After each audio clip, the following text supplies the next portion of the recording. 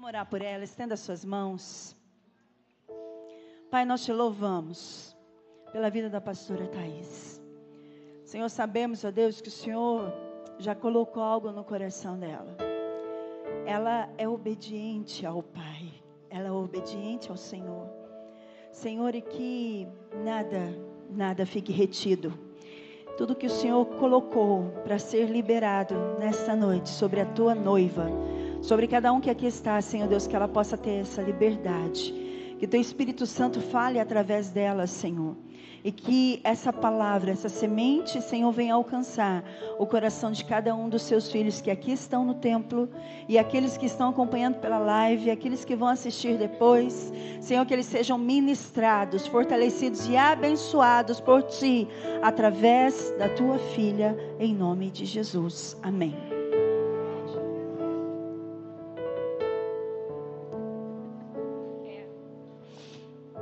Acho que tem um mel aqui nessa igreja, não é possível. Toda vez que eu venho ministrar aqui, o Espírito Santo me pega de um jeito que eu fico assim, o que eu vou falar? E a última vez que eu ministrei aqui, acho que já tem 1 ano mais ou menos, foi a mesma coisa. Eu estava ali, falei, de novo, né? E umas coisas que o Senhor ministra no nosso coração que a gente às vezes não entende, né? E para quem não me conhece, eu estou vendo alguns rostinhos novos, né? Eu sou a pastora Thaís, esposa do pastor Alessandro. Nós somos lá moramos em Niterói, nosso ministério é em São Gonçalo. Nosso ministério é um ministério profético, ele se chama Gerar. Nós tivemos 3 empresas, e essas 3 empresas o Senhor falou para a gente fechar, e o nome delas era Gerar. E quando o Senhor mandou a gente fechar as empresas, Ele falou, agora vai nascer a minha igreja. E nós tentamos na época, né, colocar o nome, né? A Rejane tentou passar o nome Comunidade Evangélica Gerar. Nós ficamos 4 meses sem nome. E as pessoas convidavam, vai lá na minha igreja. Qual é o nome da sua igreja? A igreja sem nome. Né? Lá no Rio a gente tinha uma sorveteria chamada Sorveteria Sem Nome. Eu não sei se vocês tiveram essa rede aqui, né? Vocês chegaram a ter? Pizzaria Sem Nome. Né? Glória a Deus. E eu lembro que na época ela tentou registrar o nome da igreja Comunidade Evangélica Gerar, e ela não conseguiu. E nós fizemos uma campanha de 7 meses no monte, e na última semana, né, no último dia da última semana, o Senhor levantou um rapaz tão novo, e ele falou assim para nós, ele falou, não é comunidade. Ele, na verdade, gritou. Ele não falou assim como eu estou falando, né? Carioca grita, irmãos, fala alto. E ali, amém? E ali, naquele momento, ele falou, olha, é apostólica, é apostólica, é apostólica. E ele começou a gritar ali no monte. E nós conseguimos, né, na documentação que estava travada, quando nós colocamos na documentação o Ministério Apostólico Gerar, passou de primeira. E gerar é algo que é gerado no mundo espiritual. E nós temos uma missão em São Gonçalo, muito árdua e muito difícil, porque nós não somos uma igreja normal, e tudo que não é normal causa controvérsias, né? O meu marido é maluco ao cubo, quem conhece sabe, é difícil, não é fácil lidar com gente esquisita, né? Ele é muito esquisito. Quando a gente pensa que ele bateu o nível hard de esquisitice, ele cria uma nova esquisitice.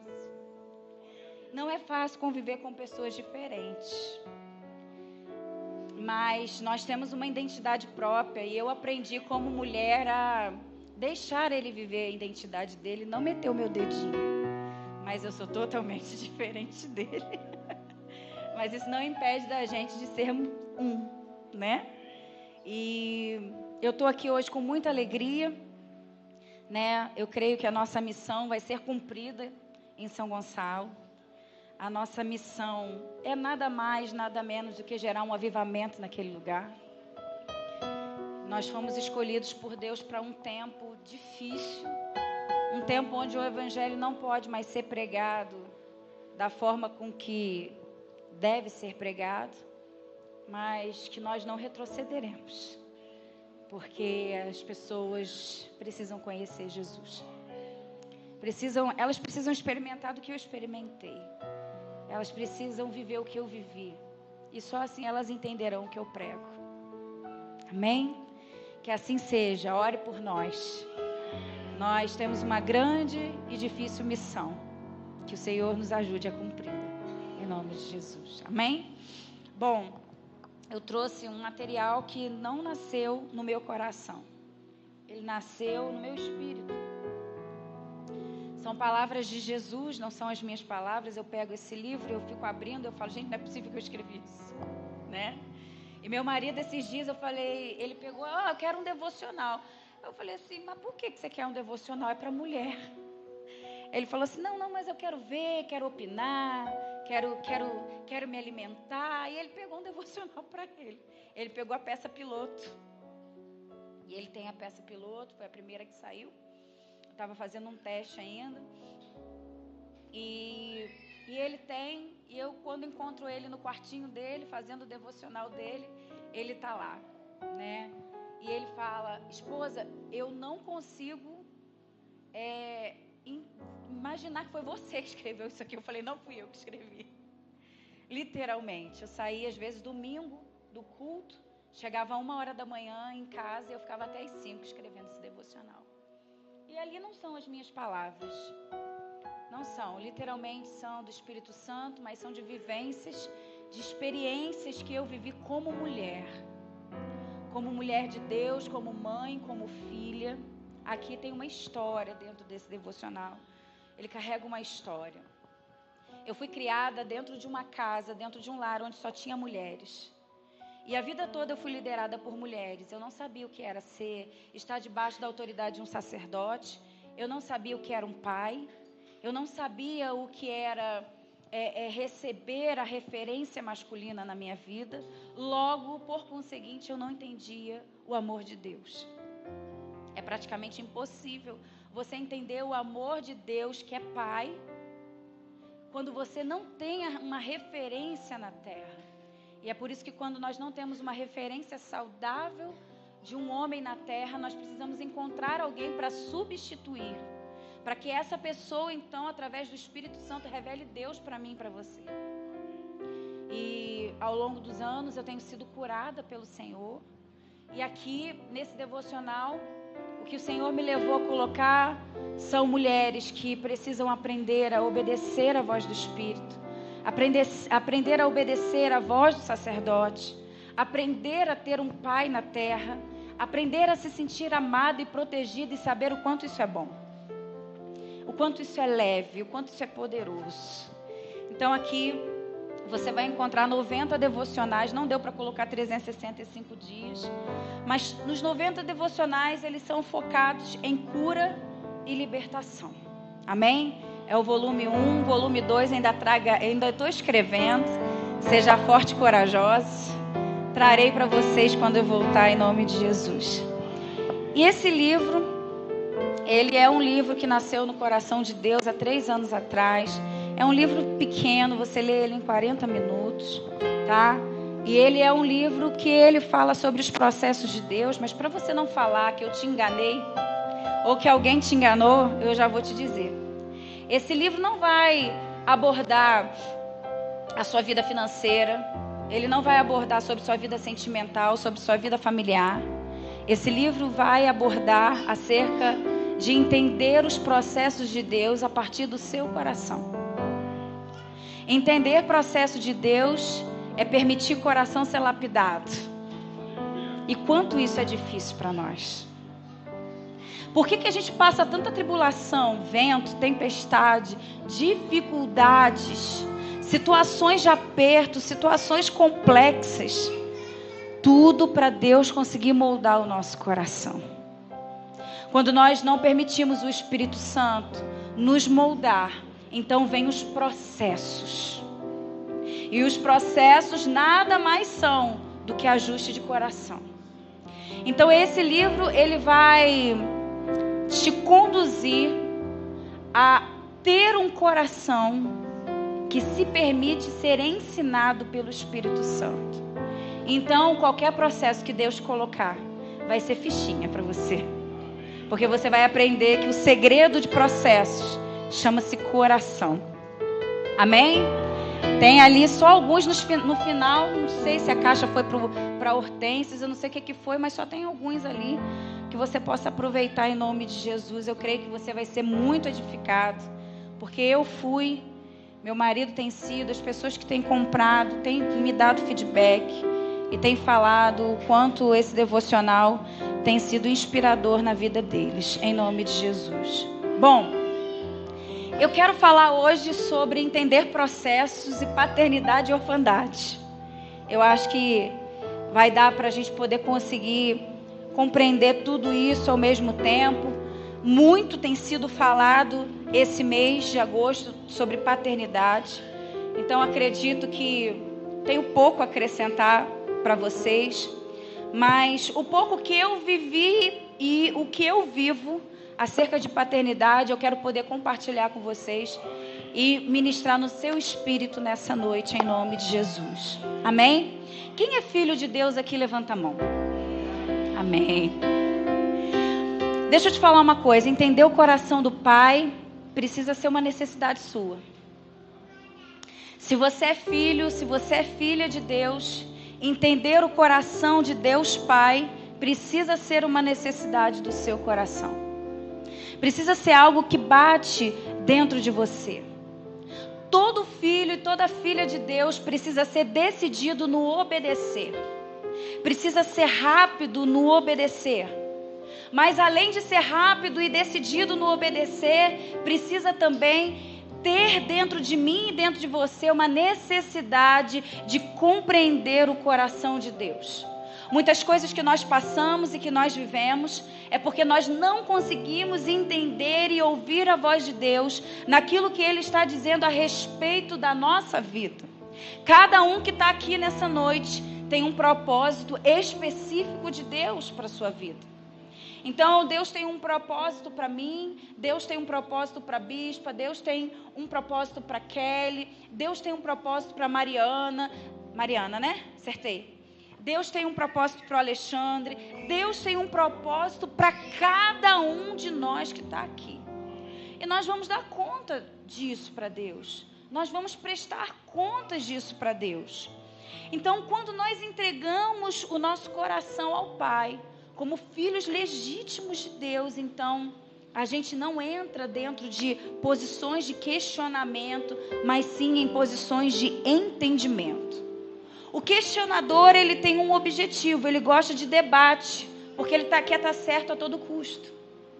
O filho não, o filho ele quer entender o coração do pai. É diferente. É diferente quando uma pessoa ela quer entender o coração de Deus. Senhor, por que isso está acontecendo? Senhor, por que essa situação, por que essas pessoas, por que essas circunstâncias estão se apresentando diante de mim? Você tenta entender o coração de Deus. Mas a posição de debate, ela é uma posição de questionar. Eu não aceito isso. Eu não posso aceitar a situação do jeito que está. Não é uma revolta santa, é uma revolta no âmbito de querer questionar o caminho que Deus está tomando na minha vida e na sua vida. Então, o Filho de Deus, ele não debate. O Filho de Deus, ele quer tentar entender. E eu vou ler aqui rapidamente, porque eu quero entrar em Moisés aqui junto com você nessa noite.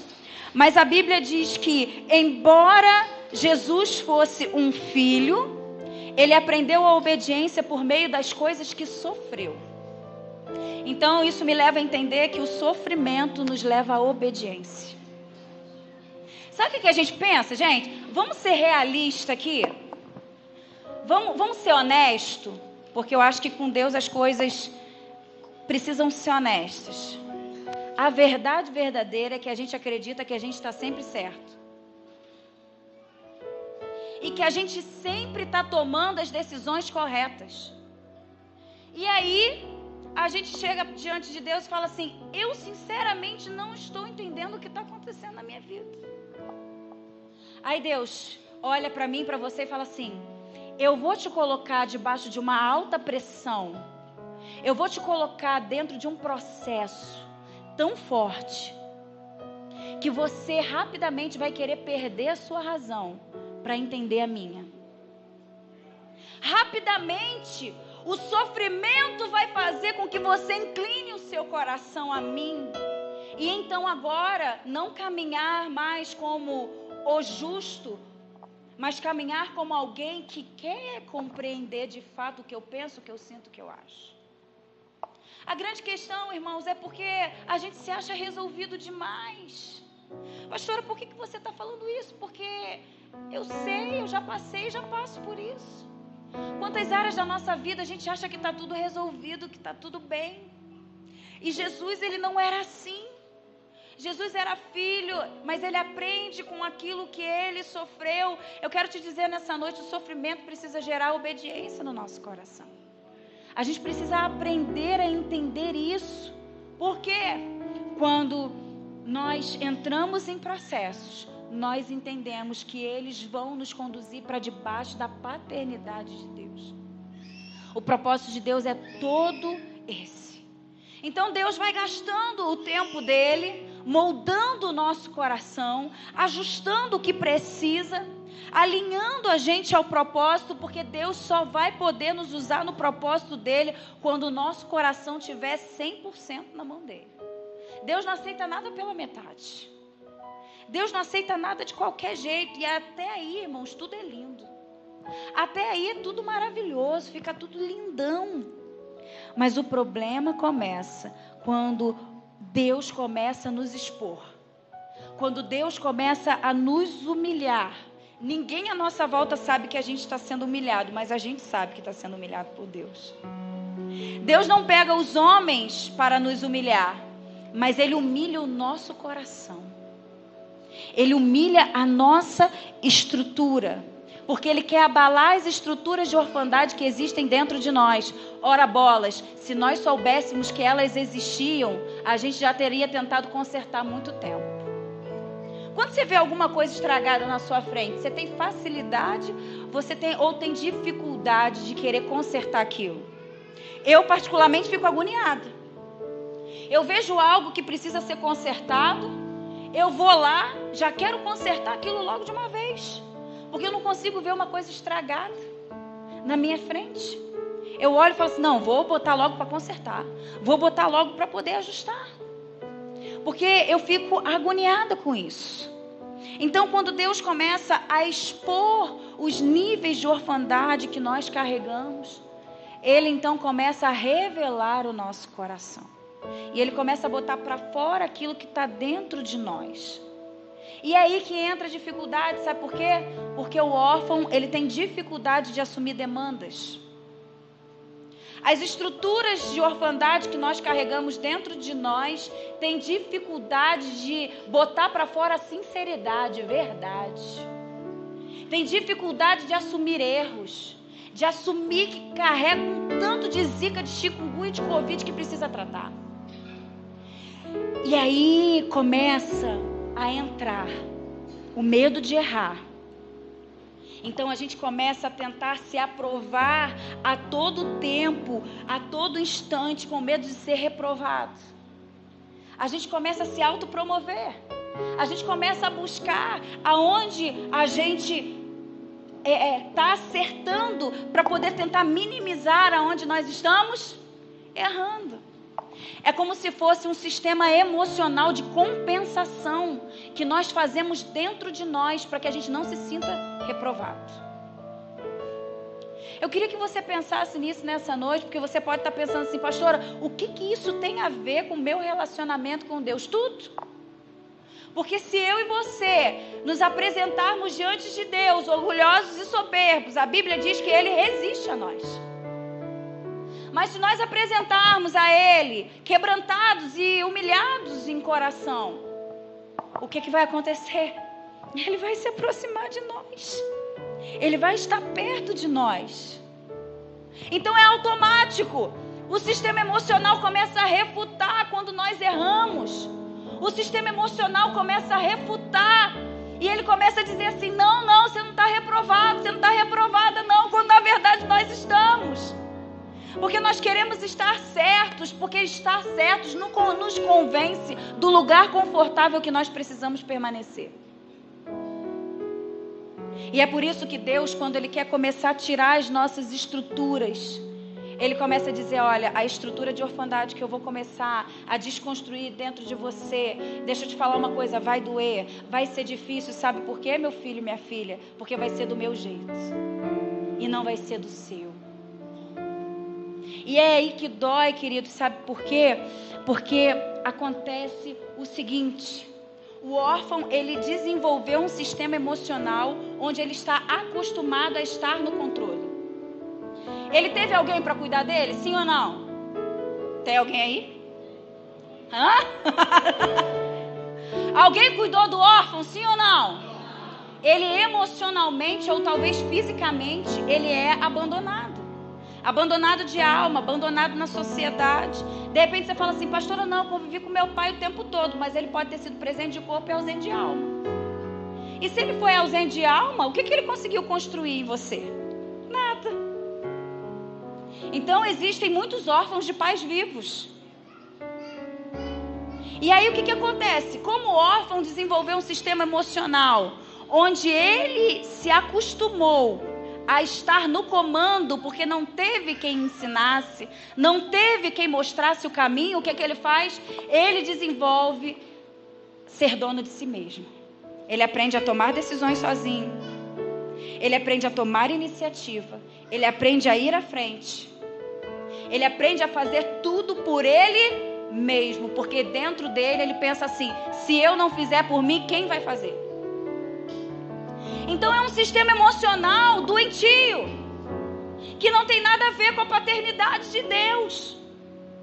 E aí quando Deus quer amar o órfão, Ele vem, Ele quer apresentar cuidado, Ele quer dar amor, Ele quer dar proteção, mas o órfão não está acostumado com isso. Ele não sabe como lidar com isso. Agora o salmista fala assim em Salmo 17:8. Guarda-me, Senhor, como a menina dos teus olhos. Esconde-me debaixo da sombra das tuas asas. O salmista sabia se permitir ser cuidado pelo Pai. E é por isso que Davi, ele vai experimentar tanto da proteção de Deus. Ele precisava muito da proteção de Deus, mas ele desejava essa proteção. O órfão não consegue desejar proteção porque ele não sabe o que é isso. Então, quando Deus nos coloca em processos, Ele está dizendo assim, vai ser no meu tempo, do meu jeito, na minha hora, da forma com que eu quero. Só que ele vai contra o sistema emocional daquele órfão, porque o órfão desenvolveu o pastoreio de si mesmo. E é tão difícil para o órfão conseguir compreender o amor de Deus, porque ele começa a comprar as pessoas, ele começa a presentear as pessoas, e o amor de Deus não pode ser comprado. Então agora ele se constrange com isso, porque aquilo que ele mais anseia, ele começa agora a refutar, porque vai contra o sistema emocional dele.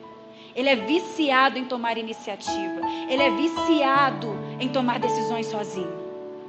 Mas agora entrou alguém na vida dele, um pai de amor, que tenta cuidar dele, mas ele não consegue se permitir, porque ele acostumou a ter o controle. Eu quero te falar uma coisa nessa noite. Abre mão do controle. É muito difícil. É muito complexo. Minha filha, esses dias, antes de eu vir para cá, irmãos, 2 anos esperando a autorização da cirurgia da minha filha. Na semana de eu vir para cá, a cirurgia foi autorizada. Eu virei no hospital com ela, ela operou. E ela, mãe, eu tô muito nervosa. E era anestesia geral. E eu falei assim, filha, deixa eu te falar uma coisa. Eu operei também recentemente. Deixa eu te falar uma coisa. Eu fui para uma mesa de cirurgia esses dias. Mas eu posso te ensinar algo que eu vivi quando eu estava indo para a mesa de cirurgia.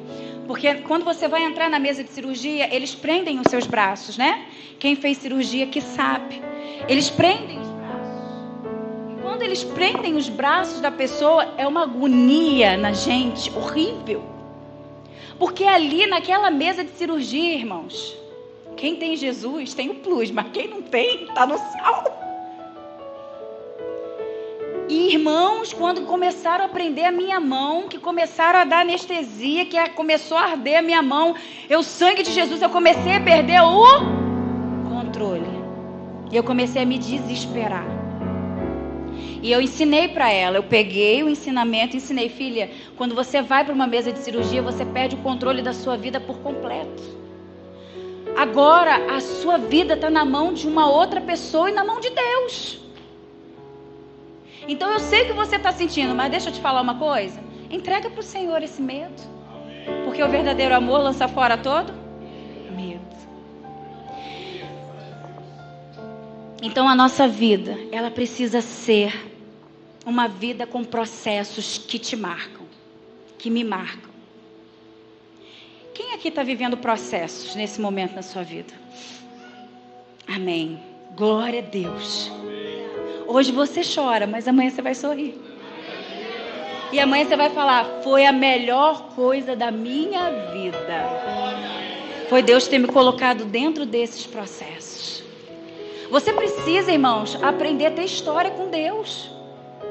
E como que você vai ter história com Deus se você não passar por processos? Como que você vai ter memoriais construídos diante de Deus se você não tem processos? Como que você vai construir experiências com Deus se você não tem processo? O que seria de você se você nunca tivesse sido um problema? Eu te digo, você seria um fraco. Porque o problema faz de nós o quê? Fortes.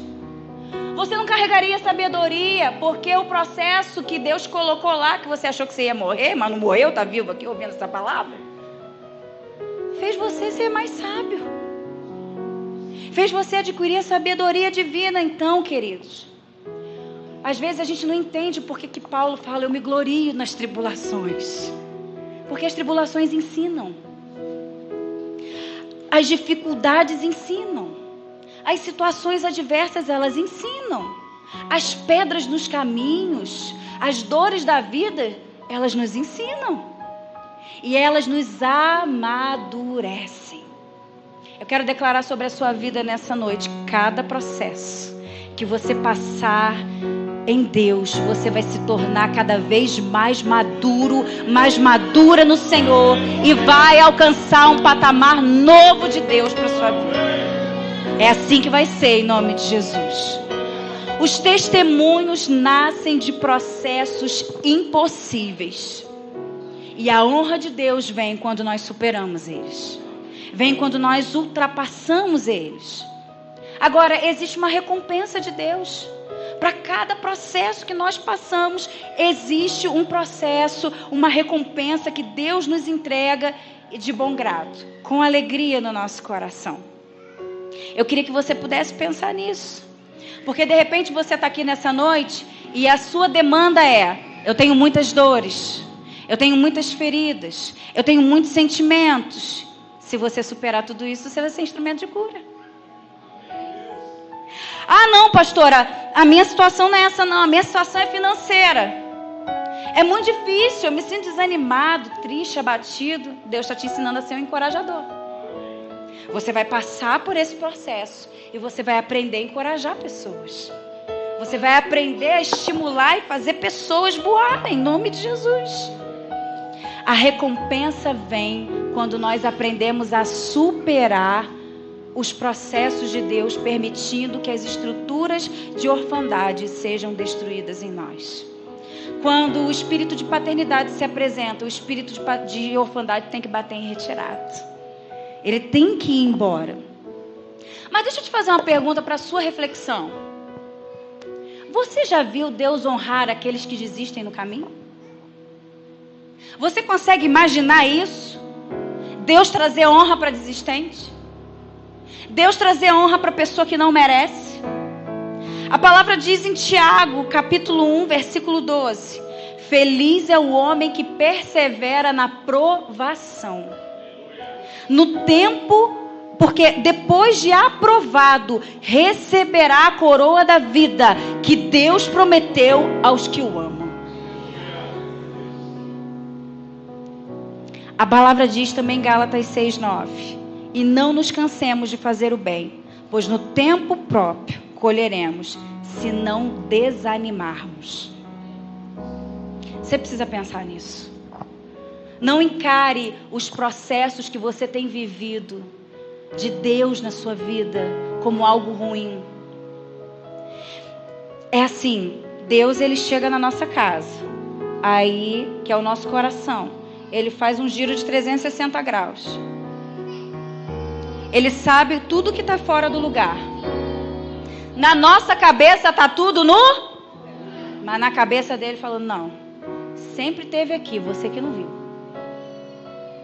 Aí, queridos, começa a faxina. Joga água, levanta a cadeira para cima da mesa, tira a lixeira. Jesus começa a fazer a faxina. E no que ele começa a fazer a faxina, a gente que pensava que a casa estava limpa, a gente acha poeira, acha sujeira, acha lama, acha um tanto de coisa na casa. Quem é mulher e quem é homem que faz faxina aqui sabe. Ele começa a faxinar a nossa vida, ele começa a faxinar o nosso coração. E aquilo que a gente pensava que estava limpo e organizado, ele fala, não, você estava enganado. Estava tudo fora do lugar, bagunçado e sujo. Mas eu cheguei agora na tua vida para te proteger.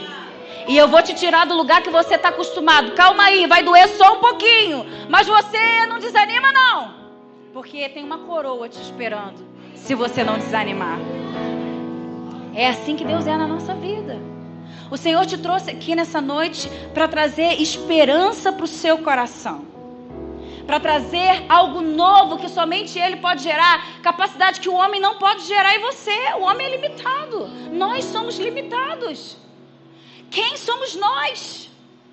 Esses dias o pastor falou, quem era José na fila da prova? Como assim, pastor? Gente, lembra de Jó? Eu falei, rapaz, é verdade. A prova de Jó foi muito pior do que a de José. Mas quando a gente lembra de José, o que a gente pensa? Meu Deus, José viveu a prova, viveu o processo. Quem era José na fila da prova, gente? Não na fila do pão, não, na fila da prova. Fale assim comigo. Processo é para incansável. Agora fala virado para o seu irmão. Honra é para que os não desistem. Agora eu quero falar com você de um homem incansável. Quem aqui conhece Moisés? Um homem tremendo, né? Um homem maravilhoso, marcado por Deus. Agora deixa eu te fazer uma pergunta. Moisés teria uma história para contar se ele não tivesse vida com Deus? Se ele não tivesse experiência com Deus? Moisés, ele se torna um libertador. Mas antes dele ser um libertador, ele foi colocado num baú flutuante. E ele foi levado por um rio, como um escravo. Ele estava ali naquele baú flutuante na condição de quê, gente? De príncipe? Ele estava na condição de escravo. Naquele que estava na lista negra para morrer. Agora, ele era filho de um casal de escravos. Ele era um menino que estava ali. A condição social deles não era lá essas coisas. Moisés poderia e foi e viveu muita escravidão nas emoções, na mente. E eu te faço uma pergunta. Honra pode vir sobre escravo? Honra pode vir sobre mente escrava? Honra pode vir sobre órfão? Órfão consegue desfrutar? Moisés diz assim para Deus em Êxodo 3:11, ele fala, quem sou eu para ir até Faraó, para que eu tire os filhos de Israel do Egito? Quem sou eu? Deus estava falando assim, Moisés, quem vai tirar sou eu. Não é você, não. Você vai apenas conduzir o povo. Mas quem vai tirar sou eu. Você não tem poder para tirar nada, não, Moisés. Então, Deus precisa arrancar de nós a mente órfã, a mente escravizada, a mente que Moisés tinha, para que possa se cumprir as promessas que Deus tem para a sua vida, para a minha vida. Ele precisa remover a mente escrava, colocar uma mente de filho, uma mente de governo sobre nós, para que a gente possa alcançar aquilo que está no coração de Deus. Só que Moisés chega um momento da vida dele, não importa. Tem umas pessoas lá na igreja que falam, não, mas eu estou mais velho, não sei o quê. Eu falei, querido, em nome de Jesus.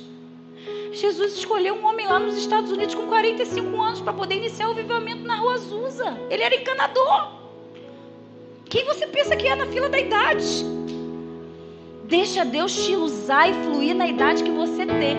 Ah, mas eu não tenho mais tempo. Não, pega o tempo que você tem e utiliza daqui para frente e faz a diferença na vida de quem você precisa. Ninguém sabe aqui quanto tempo tem. A fila só vai diminuindo, irmãos. Você não sabe como que vai ser seu dia de amanhã, eu também não sei. Mas eu e você podemos escolher fazer a diferença na vida do outro e na nossa vida todos os dias. E isso precisa ser uma escolha unicamente nossa. Mas Moisés, ele decidiu, ele criou, durante os processos que ele viveu na vida dele, ele cria um memorial diante de Deus, não apenas diante de Deus, ele cria um memorial diante dos homens. Agora imagina você sentando aqui hoje, você veio aqui cultuar Jesus, e Jesus vira para você e fala assim, escolhe alguém que você pode entrevistar. Aí você fala, Senhor, eu quero entrevistar Moisés. Aí Moisés senta aqui hoje e a gente começa a entrevistar Moisés. E se Moisés não tivesse nada para contar? E se Moisés não tivesse vivido nada, ele não tivesse um memorial diante de Deus e dos homens? Mas não, queridos, a história é diferente. Se Moisés hoje estivesse aqui do nosso lado, a gente ia falar assim, Moisés, senta aqui para contar a história. Senta aqui e me conta as histórias da sua vida. Ele ia olhar para mim, para você e falar assim, rapaz, deixa eu te contar. Era para eu estar morto. Não era nem para eu estar aqui. Eu tive uma infância muito agitada. Me colocaram num baúzinho flutuante, que deram até o nome lá na frente de Moisés. Hoje vocês usam Moisés aqui, né? Então, é por causa da minha causa. E botaram um baú flutuante lá e eu não sabia o que ia ser da minha vida. Minha mãe e meu pai não sabiam o que ia ser da minha vida. E Moisés continua falando, continua contando a história dele para você. E ele começa agora a contar das experiências dele. E ele fala, rapaz, eu matei um egípcio. Foi complicado pra caramba, mas Deus me livrou da prisão. Deus me livrou de ser preso. Você acredita que um dia Deus me deu um cajado e eu não sabia o que fazer com esse cajado? Mas simplesmente quando eu jogava o cajado, ele virava uma cobra, uma serpente. E quando ele voltava para mim, ele virava um cajado. Mas quando eu jogava a cobra no chão, ela não me mordia. Você acredita nisso? A gente ia olhar para ele assim. Como assim? Se entrasse uma cobra aqui agora, você ia se assustar assim ou não? Você ia conseguir ficar perto dela? Moisés não se assustava. E aí, de repente, ele fala assim, mas teve um dia também que eu estava diante de um rio muito grande. Ele chamava Nilo. Rapaz, tu acredita que Deus falou para eu poder transformar o rio em sangue? Eu olhei para Deus, Deus olhou para mim, eu não entendi nada. Mas não é que virou sangue? Eu vi sangue na minha frente. Daqui a pouco eu via água, daqui a pouco eu via sangue, daqui a pouco era água. E era uma loucura. Imagina você, Moisés, tendo que lidar com o sobrenatural de Deus dia e noite e dia, sem parar, sem cessar. Era assim a vida de Moisés. Aí ele fala, não, Moisés, acabou por aí, né? Não, foi só isso não. Teve 10 pragas. Mas essa eu vou encurtar, porque eu não vou nem falar para você, porque era muita praga. Aconteceu muita coisa. Foram tempos sobrenaturais na minha vida. Tá, Moisés, mas o que foi que mais marcou a sua história? Essa eu sei responder rápido. Foi um dia que eu estava diante de um mar muito grande. O nome dele era Mar Vermelho. E ele se abriu diante dos meus olhos. E milhões de pessoas passaram atrás de mim. Você consegue acreditar nisso? Você consegue imaginar Moisés contando a história dele de vida para você? Mas mais do que isso, você consegue imaginar você contando a sua história de vida para outros? Caraca, você não sabe o que Jesus fez na minha vida. Eu posso chegar aqui para vocês e contar. Vocês não sabem o que Jesus fez na minha vida. Eu falo que eu sou ex-prostituta. Não de Copacabana, porque eu girava a bolsinha lá, não. Mas porque a prostituição está ligada ao vender o seu corpo. Eu me relacionei anos da minha vida com um homem em troca do dinheiro que ele podia me dar. Então isso é prostituição. Eu era emocionalmente uma prostituta. Eu engravidei de um homem que estava 15 anos vasectominado e eu tive uma filha dele.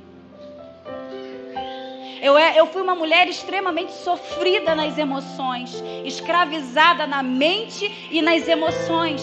E Deus pegou a minha maior ferida de história de vida. Um pai que saiu para comprar uma Coca-Cola me abandonou e nunca mais voltou e me abandonou por completo. E eu só fui criada por mulheres e eu aprendi a ser forte e corajosa.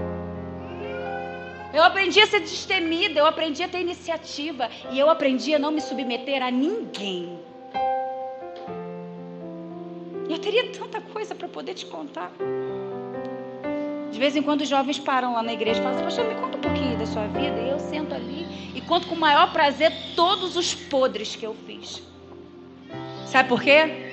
Porque ontem era uma realidade, hoje não é mais. Eu fui transformada pelo poder de Deus. Eu sou a imagem e semelhança de Cristo hoje e me esforço todos os dias para ser. Todos os dias. Todos os dias. Uma vida de renúncia. Uma vida de amor ao Senhor. Eu entreguei a minha vida a um homem, a um rei que eu nunca vi, mas que eu sinto todos os dias. E que eu sei que ele está do meu lado. Deixa eu te falar uma coisa. Não é só Moisés. Não é só Elias. Não é só a pastora Thaís. É você. É a sua história. Talvez você tenha chegado aqui nessa noite hoje chorando com os processos que você tem vivido. Mas eu quero declarar sobre a sua vida. Você vai sair daqui hoje alegre, feliz, porque você está construindo um memorial diante do Senhor que vai passar por geração em geração. Você vai ter história para contar, irmão. Você vai ter testemunho para poder abrir a boca e falar para os seus filhos e para os seus netos. Eu posso bater no meu peito e dizer: eu tinha um espírito de Jezabel. Para muitas mulheres seriam vergonha, para mim é motivo de orgulho. Por quê, pastora? Porque eu venci ela. Jezabel não se vence de qualquer maneira. Jezabel se vence nas emoções. Pastora, como que você sabe disso? É simples, toda mulher que quer controlar o marido. Toda mulher que não reconhece o marido como cabeça, como sacerdote. Sabe o que eu falava pro meu marido? Você é um banana. Você é omisso. Eu falava isso para ele. Acredite. E ele olhava para mim, calmo, pleno, e vinha com a sabedoria de Deus. E Deus foi me transformando através da vida dele também. E chegou um período na minha vida que eu tive que começar a retroceder. Sabe o que eu achava? Posso abrir aqui o meu coração? Eu achava que eu sempre fazia certo e ele fazia tudo errado. Eu desvalorizava com facilidade aquilo que ele fazia. E com facilidade eu vangloriava daquilo que eu executava. Deixa eu te falar uma coisa. Quando a gente não aprende a ouvir a voz do Espírito, a gente continua vivendo as mesmas histórias de vida. E eu decidi romper na minha geração. Eu decidi ser diferente. Eu decidi não ser como a minha mãe, como a minha avó, como a minha tia. Eu falei assim, não, se eu entreguei a minha vida para Jesus, vai ser tudo ou nada. Lá no Rio é assim, irmãos. Ou a pessoa está no mundo ou ela está em Jesus. Não tem meio termo, não. Não tem como. Não tem como viver meio termo. Mas não precisa ser só lá, não. Aqui também precisa ser assim. A gente precisa se lançar totalmente. Mas o espírito de orfandade fala assim, não se abre, não. Não se expõe, não. Não abre da sua vida, não. Porque o que as pessoas vão pensar? Eu não quero saber o que as pessoas vão pensar. Eu quero ser curada. Se eu ficar preocupado com o que a minha bispa vai pensar a meu respeito, peraí, ela é minha mãe. Meu coração é dela, acabou. Ponto final. Ou a gente entrega o nosso coração por completo, ou a gente continua vivendo as mesmas histórias, repetindo as mesmas coisas, vivendo os mesmos ciclos. Então, Moisés continua falando, olha, você acredita que depois que eu vivi tudo isso, Deus ainda tentou me matar? Você acredita que Deus fez isso comigo? Se não tivesse sido minha esposa, se não tivesse sido Zípora, para poder tentar me tirar daquela situação, Deus tinha me matado ali. Irmãos, eu já vi água sair da rocha, eu já derrotei Amaleque, eu vi a minha irmã ficar leprosa, eu vi a vara do meu irmão florescer, eu vi água brotar da rocha, eu vi comida cair do céu, eu vi tanta coisa acontecer. Você tem mais 6 horas aí para poder me ouvir? Era isso que ele ia falar. Tem um dia inteiro para mim? Eu posso te contar todos os processos que eu passei e tudo que eu precisei aprender a viver na minha paternidade com Deus e entender que Ele era meu Pai. Moisés pegou cada testemunho da vida dele e transformou aquilo. Ele pegou cada processo e transformou em testemunho. Cada processo que Moisés vive, cada detalhe da vida de Moisés, ele pega e transforma isso em testemunho. E esse testemunho é imputado para ele como honra. É imputado sobre a vida dele como honra. Então deixa eu te dar um conselho nessa noite. Dificuldades foram feitas para serem superadas. Aprenda a ser forte no espírito quando você é contrariado. Aprenda a ser forte e entender que você não vive no mundo de Nárnia, você vive no reino de Deus. No mundo de Nárnia, o que você sente, pensa, acredita, tudo pode viver, pode acontecer. Mas no mundo real, no mundo onde o seu espírito é submisso ao Espírito de Deus, e um dia você entregou a sua vida para Ele, quem comanda é Ele. Fala pro seu irmão aí do lado, perdeu. Perdeu. Porque quem não perder a sua vida não vai achar. Simples assim. Já estou terminando. Coloca aqui Hebreus para mim, por favor, 3. Do versículo 1 ao versículo 3. Ele fala, por isso, irmãos santos, participantes do chamado celestial, considerai o apóstolo e sumo sacerdote da nossa confissão, Jesus Cristo, o qual foi fiel àquele que o constituiu como também foi fiel em toda a sua casa. Porque este homem foi considerado digno de maior glória do que Moisés. Porque aquele que construiu a casa tem mais honra do que a casa. Porque toda casa é edificada por algum homem, mas o que edificou todas as coisas é Deus. Você consegue imaginar o seu nome ser elevado ao nome de Cristo? Uma menção na palavra de Deus a seu respeito? uma menção do seu nome sendo ali equiparada ao nome de Cristo. Você consegue imaginar o nível de glória, o nível de honra que Moisés foi levado ao ponto de ser evidenciado perto de Jesus? Você tem noção do que é isso? Tem ideia do que é isso? A gente vai ler lá, e você certamente já leu em Apocalipse 11:1, onde fala sobre 2 testemunhas. E eu acredito poderosamente que uma dessas testemunhas é Moisés e a outra Elias. Quem estava lá ontem sabe porque eu falei sobre Elias. Então, queridos, construa histórias diante de Deus. Construa processos diante de Deus. Deixe as marcas de Cristo impressas no seu entendimento e no seu coração. Erga memoriais e mostre às pessoas o quão é valoroso servir a Cristo e entregar o seu coração para Ele. Eu queria pedir somente àqueles que vão começar a criar memoriais diante do Senhor, fiquem de pé, em nome de Jesus. Você precisa sair daqui nessa noite decidido. Você precisa sair daqui nessa noite decidido a superar as suas dificuldades. Você precisa entender que os processos que você está vivendo, na verdade, é Cristo construindo histórias na sua vida. Compra um caderno. Sai daqui, compra caderno.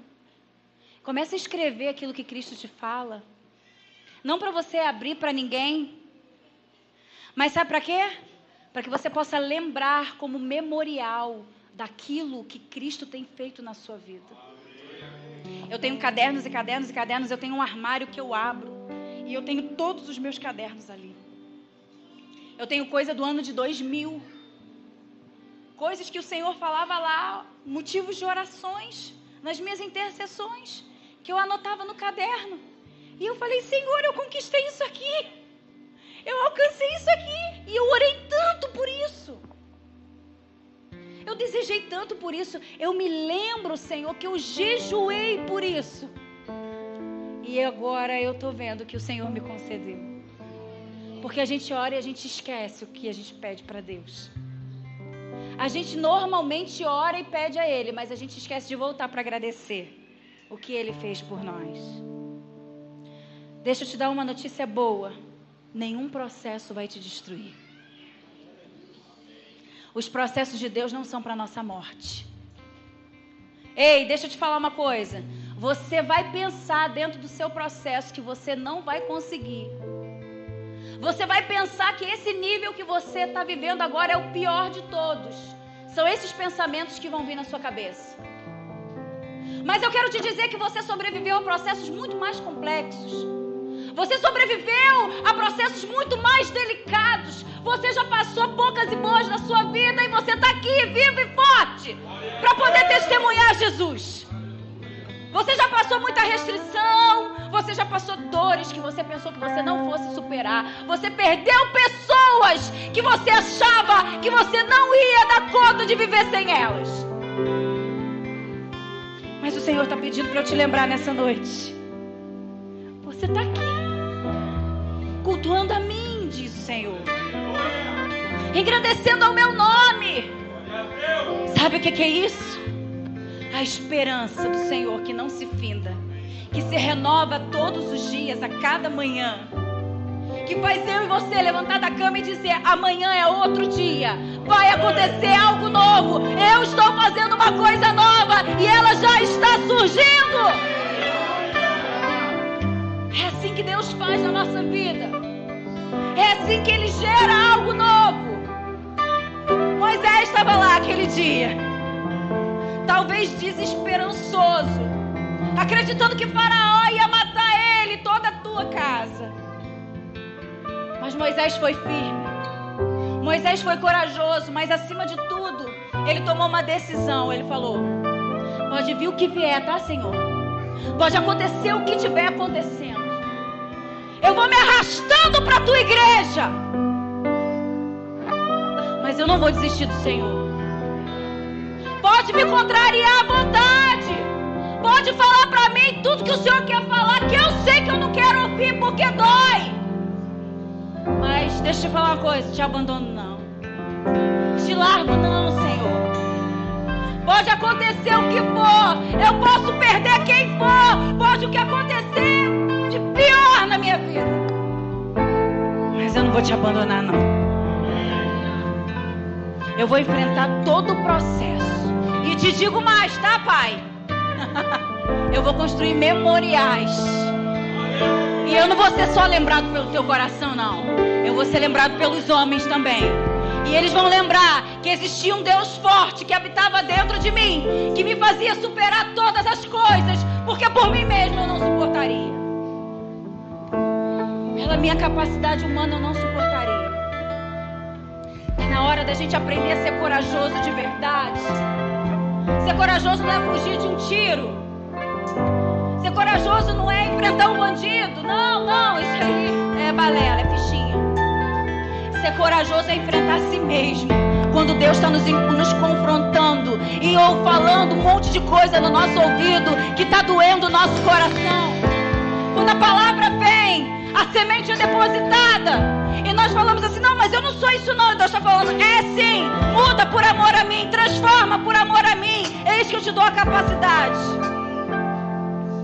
Deus quer curar você aqui nessa noite. Deus quer mudar a mentalidade. Deus quer dizer assim, olha só, você pode até ter chegado aqui nessa noite com uma mente de órfão, com uma mente escrava, mas você vai sair daqui nessa noite com mente de filho, com mente de governo, e vai começar a enxergar os processos, as tribulações, as notícias ruins que você tem ouvido, escutado e vivenciado de forma diferente. É mudança de mentalidade, irmãos. É mudança de forma de pensar. É uma mudança completa, é uma mudança divina, é uma mudança que só Deus pode dar para mim e para você. E é por isso que nessa noite você precisa tomar uma decisão e falar para o Senhor, Senhor, existe algo diferente nessa noite. Existe algo que somente o Senhor pode fazer dentro de mim. Existe uma estrutura de orfandade aqui que somente o Senhor pode arrancar de mim. Mas eu estou aqui, Senhor, e eu me rendo. Eu me rendo à tua presença, eu me rendo ao teu querer, eu me rendo à tua vontade, meu coração é todo teu. Pode fazer, pode acontecer que eu estou aqui. E é assim que a gente vai orar nessa noite. Enquanto o louvor toca, eu queria que você, do seu lugar, pudesse ser honesto com Deus. Você pudesse usar de honestidade. E você pudesse começar a dizer a Ele tudo que precisa ser dito. Existem orações aqui que Deus está guardando de você, ó, faz tempo. Existem verdades que Deus está querendo falar para você, ó, há faz tempo. Mas Ele está precisando de autorização.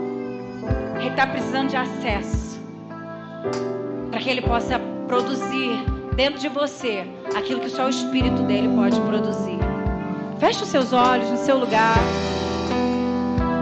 Comece a falar com Ele aí. Comece a declarar a Ele e falar assim, Senhor, agora é tudo ou nada. Ou eu me entrego ou eu me entrego. Ou eu faço ou eu faço. Agora vai ser pra valer. Eu saio daqui nessa noite decidido. Na casa mais simples, oh, Jesus, que o anjo da morte não entra. A estrada que corre pro mar, vento que abre o caminho é você. diga a Ele, ah, Senhor, Tu és tudo pra mim. É você. Eu não vou ter medo, eu não vou ter receios, eu vou me entregar por completo. A nuvem que aponta o destino é a mesma que cobre o passado. O pão que sacia a fome, a rocha que mata minha sede é você. Ah, Jesus, é você. É você. Eu não terei medo, Senhor. Não, não, não. Mais perto do monte, mais perto da face, me espanto com peso da tua Diga a Ele nessa noite, declare. mais perto da glória, mais perto da morte. O medo quer me parar, então me tira o medo que me faz dizer: Moisés, suba em meu lugar, e me faz entender que a tempestade, Ele é tempestade, Ele é tribulação, Ele é o processo, Ele é o vento forte que vem sobre nós para gerar algo novo, para mandar o espírito de orfandade a ser em retirada. Oh Deus, sobre você, então me tira o medo só a igreja declare, diga, que me faz suba em meu lugar, me faz e me faz entender que a tempestade é você, chuva forte é você, vento forte é você, o que me faz tremer as pernas, que a porta aberta é você, mas a fechada é você, é tudo sobre você. Escute. Existe alguém que precisa ouvir a sua história. 2 aleluia, glória a Deus. Eu vou repetir. Existe alguém que precisa conhecer os seus processos. Existe alguém que vai ser edificado através da sua vida. As palavras que vão sair dos seus lábios vão edificar. As palavras que vão sair dos seus lábios vão testemunhar a glória de Deus. Pastora, que glória existe no sofrimento? Não sei, você sabe. Você sofreu pra caramba. E esse sofrimento gerou em você e em mim obediência. E tudo que o Espírito de Deus produz em nós é poderoso. Então a gente precisa começar a abrir a boca. A gente precisa começar a perder o medo. A gente precisa parar de falar: suba no meu lugar, fala no meu lugar, prega no meu lugar, testemunha no meu lugar. A gente precisa começar a perder a vergonha. A gente precisa começar a perder o medo. E a gente precisa dizer e abrir a boca e começar a falar: eu passei por esse processo, eu venci. Hoje eu tenho autoridade nessa área da minha vida. Mas deixa eu te falar uma coisa: você está vivendo isso, mas você vai vencer, assim como eu venci. Eu sou a prova viva. Existe um Deus que dá autoridade sobre nós. Você vai ser essa pessoa. Pega nessa pessoa que está aí do seu lado, sacode ela e diz pra ela: deixa eu te falar uma coisa. Comece a abrir os seus lábios e comece a testemunhar da sua vida. Comece a declarar. Eu no monte que muitos desistiram e vão ficar lá até te encontrar. Eu vou entrar na casa e vou fazer morada e vou ficar lá. Então me tira o medo que me faz dizer: Moisés, suba em meu lugar, e me faz entender que a tempestade é você, chuva forte é você, vento forte é você, o que me faz tremer as pernas, que a porta aberta é você, mas a fechada é você, é tudo sobre você. encerrar. Para de dizer que o que está acontecendo na sua vida é o diabo. O diabo não bota ninguém em processo. O diabo sabe o valor de um processo na vida de um homem e de uma mulher de Deus. O diabo tem interesse em construir uma geração órfã, que não é dependente de Deus. O diabo não bota ninguém em processo. Quem coloca a gente no processo é? Quem coloca a gente no processo é? Deus. O diabo morre de medo que você entre em processos. Porque se você entrar em processo, você vai ser moldado à imagem de Deus.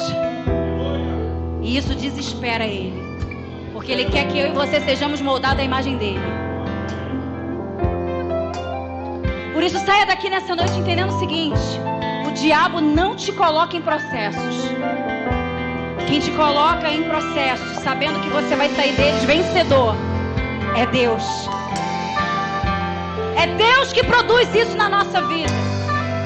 Então, na autoridade do nome de Jesus, nunca mais você vai falar que o diabo que está agindo, o diabo que está fazendo, dando crédito para quem não merece. A partir de hoje você vai dizer: Deus, o meu Pai que está no céu, me colocou dentro de um processo para eu aprender algo poderoso e abrir a minha boca em memorial a Ele e dizer: assim eu construí ao lado do Senhor. E a sua vida vai virar um testemunho vivo daquilo que só o Senhor pode fazer na vida de um homem falível. Dê uma salva de palmas pro Senhor. É pra Ele, ó. Glorifica o nome dEle aí. Diz aí Ele: Senhor, louvado seja o Teu nome, exaltado seja o Teu nome. Que venham os processos e estabeleça a paternidade em nome de Jesus.